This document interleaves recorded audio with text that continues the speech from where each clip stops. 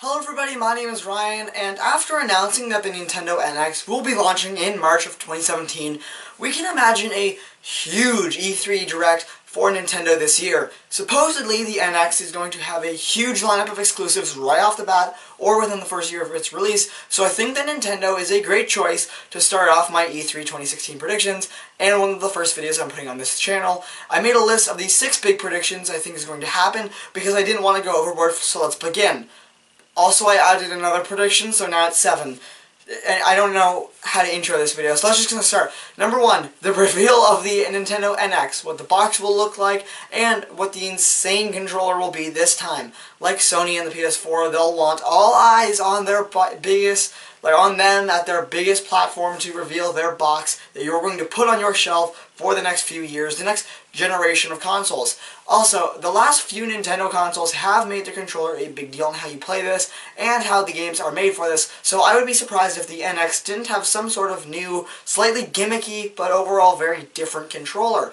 It would probably be smarter to do that. It would probably be smarter actually to do a normal controller, but they could also have the controller be its own handheld portable console and just kind of bundle them together. It would make sense if you wanted to be more costly, because you could say that it's actually 2 consoles, and it leads me into my second prediction. Number 2, footage of the currently unseen Pokemon Sun and Moon, which will be available for both the Nintendo 3DS and announced for the Nintendo NX as well. I think the reasons we haven't seen gameplay for it yet is because this new game will connect to the NX, and maybe production is going a little behind schedule, and they're going to delay it a few months. I imagine that the NX will have its own handheld component, so I think that we'll see gameplay of Pokemon Sun and Moon running on the NX, probably at the same time that we see it on the 3DS, and also wouldn't be surprised if they delayed it by maybe 5 months at the most, because it's supposed to come out like holiday. That means like October to December, so they could just delay it as not even a thing of like, it's not ready, but maybe it isn't because we haven't seen gameplay yet.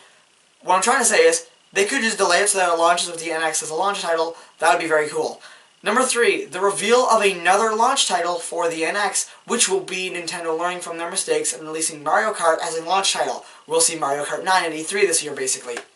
Mario Kart is one of Nintendo's biggest and easiest franchises because it works every time. The reason they don't change much is it's a very casual game to get into.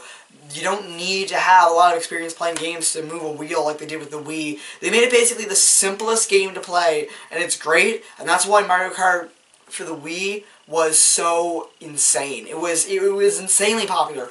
Everyone had this game. You had a fucking steering wheel, so you could steer it. You don't have to know how to play games really well. You don't even have to be that great at games to just steer a car. Parents can play it because they've steered a car for a long time now. So I'm imagining that Nintendo is going to learn from their mistakes and bring in one of their easiest to make franchises in Mario Kart and just have that as a launch title. Keep in mind that it will have been almost 2 years almost 3 years actually since the last Mario Kart by the time the NX comes out. So this is actually very likely. And that's seemingly the most convincing reason to me. That's been a while since the last one. Number 4 is another launch title prediction that will be learning, again, from the mistake of their previous consoles. Nintendo will port and remaster Super Smash Bros. 4, or the Wii U 3DS one, for the NX, packaging it with all the DLC and such. Like I said, it will have been a while since the last Smash Bros. Game have come out, because they could easily do a version where they add in a few more maps that even, people create. They could just do what Mario Maker did and say, hey, make your own kind of complicated maps, and then fill out the maps by using the user-created ones. And they could also pack together all the DLC from Smash Bros. 4. You put in Mewtwo and stuff, you have a few more characters there, just so that you package all together, Smash Bros. Ultimate Edition or whatever, because that's just a theme that has been happening over the past few years, is porting it to newer consoles with all the DLC from before. So I think that it's actually very likely this is going to happen with Smash Bros. Just so that they can have Smash Bros. As a launch title that everyone can play at the very beginning. It's very simple, and it's a very easy re-release for Nintendo to have a great and simple NX launch title. Number 5, going off the pattern of their past consoles, just like the Wii, the Wii U, the 3DS, and the DS, Nintendo will be launching a new Super Mario Bros. Title with this console. This one seems obvious to me for a lot of different reasons. The DS, the Wii, the 3DS, the Wii U, like I said before, they all have had a new Super Mario Bros. Title when they've launched. Also, they are all very fun games that are just very easy to not fuck up. Like I said with Mario Kart, it's a very simple formula, and it works great for them. And these games are also very fun that support going out and buying more controllers because they're great to play with more people, just like Mario Kart. It's a simple title, it's hard to mess up. New Super Mario Bros. U is one of the best titles for the Wii U, and they bundled it with the console. I think that most people who have the Wii U own this game. It would be surprised me if New Super Mario Bros. NX didn't come out with this console when this console does launch. Number 6, I'm predicting off the fact that this developer hasn't been doing anything recently, and what I'm trying to say is, because Retro Studios has not done anything since 2014 and are working on something that they have not announced, I'm assuming that either a new Metroid Prime game or a new Donkey Kong Country game will be launching with the NX. The developer, Retro Studios, who make Donkey Kong Country and Metroid Prime games, are currently working on an unannounced project and have not released a game since 2014.